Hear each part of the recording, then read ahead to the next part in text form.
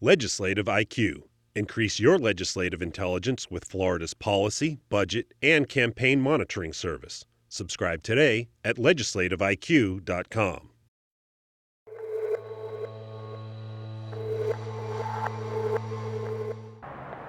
On July 1st, women will be required to first get counseling, then return to the doctor at least 24 hours later before they can have an abortion.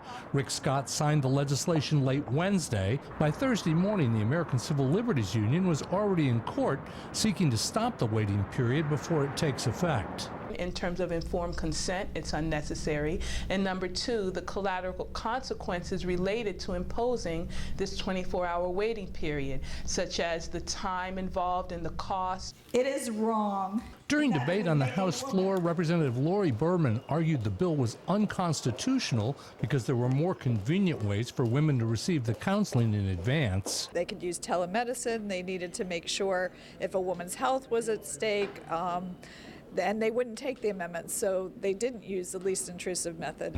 Florida voters approved the Privacy Amendment in 1980. Florida Supreme Court says it provides more protection than the U.S. Constitution, and voters in 2012 declined to weaken those privacy protections.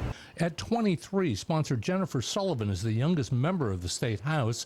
She isn't a lawyer, but she says she's confident the waiting period will be upheld. The specific language we used has been used in 6 other states that have strict privacy in their constitutions as well. It was challenged in 5 of those 6 states, but never enjoined. Sullivan says she filed the legislation to make sure that women weren't being coerced into having an abortion by husbands and boyfriends. Reporting from the state capitol, I'm Mike Massalinda.